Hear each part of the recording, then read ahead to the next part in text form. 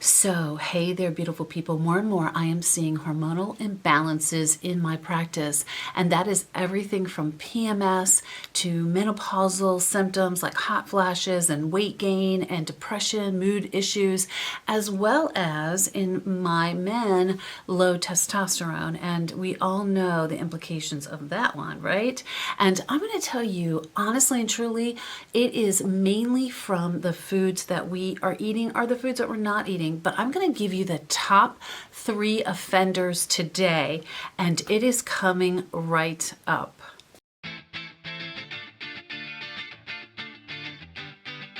So, hey there, this is Lindy Ford, registered dietitian, clinical and licensed nutritionist, and nutrition detective. Like I said, I am seeing more and more hormonal imbalances in younger and younger people. And it is stemming from the foods that we are eating. And I'm going to actually give you the ones that create or have the most estrogen response to them. Now, let me just tell you that it is not a good thing to have too many of these, I call them xenohormones or xenoestrogens in your body. These are like Franken hormones. They are not natural. They're not good for your body. They sit on receptor sites where your natural hormones should be.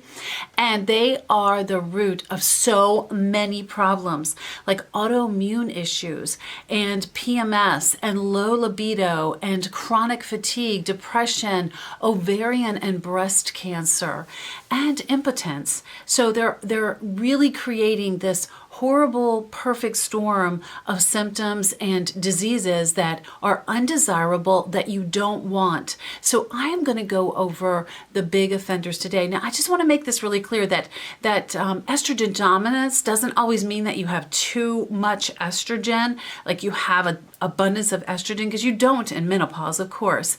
But what it really means is that these are exogenous estrogens that are sitting on the wrong receptor sites, but also what happens is when they go up, a great hormone called progesterone goes down, or even testosterone, and we need more of those hormones and not so much of that those bad Franken estrogens. They go up and the good hormones go down, creating all kinds of havoc in our bodies. The very first one I want to talk to you about are soy products. Now that means that any non-organic soy product like soybeans or soy milk, or one of the worst offenders, and you have to read your labels, beautiful people, because it's in a lot of things. It's called soy protein isolate.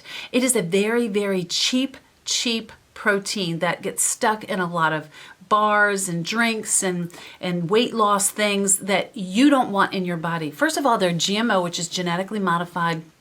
And second of all, they have these bad xenohormones in them, and that is again wreaking havoc. Now you might think, okay, well, Japanese people eat tons of soy, and that's a good thing, and they have very low breast cancer rates and very low cancer rates as well. But they are not eating the same types of soy. They're eating something called a fermented soy, and that's like natto or tempeh. Like natto is one of the healthiest things that you can eat. And I'm going to talk more about this in another video because it creates something called K2, and that's a great thing. But that's not the same thing. That's a fermented soy product, and I don't know if you've had your tempeh or your natto today, but I haven't, and so it's just not common in our diet. Then the second thing, and I know you probably knew I was going to say this one, are too many carbohydrates, especially carbohydrates that are in the refined form. I need to make this very clear. Most grains are not your friend. The only grains that I remotely like are sprouted or ancient grains. The grains that we have today are not the same as even what we had 50 years ago. So it's very imperative that even whole grains be brought down to a minimum. I really believe that because they create such an insulin response. Insulin, when it rises, actually creates havoc in our whole endocrine system and decreases the good hormones, raises the estrogen, it's all just a bad scene, right? And lowers progesterone. So we don't want those grains in our diet and the sugars.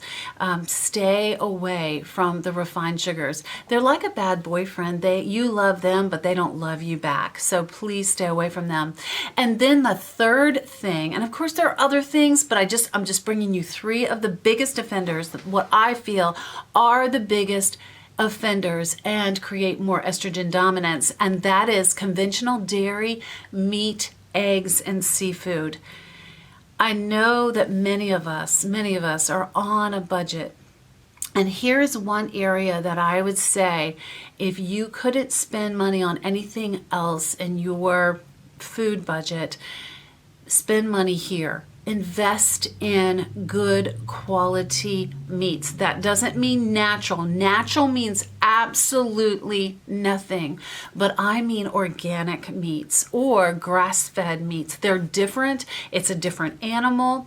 There are 20 different hormones, chemicals, even drugs, pharmaceutical drugs in these types of conventional meats.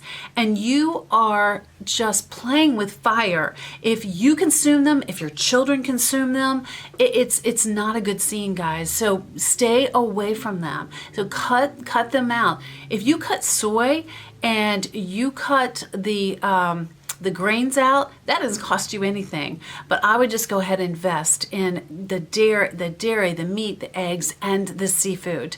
Never buy dairy that is not organic. I'm telling you, there's just too many chemicals and too many things in that dairy or that meat that can raise those xenoestrogens, those frankenestrogens, and wreak havoc in your body. I'm actually, in the very near future, I am going to post a video about things that we can eat to create hormone balance, because I don't want to leave you hanging on this. I just wanted to try to tell you what to take out. Also, if you could subscribe to this channel, I'd love to have you in our YouTube channel, our YouTube family here. And if you would just follow me on Twitter and on Instagram, as well as I have a really nice Facebook page that I post on all the time, Lindy Ford Nutrition and Wellness. And just remember that everybody deserves the freedom to live their best life. Thanks.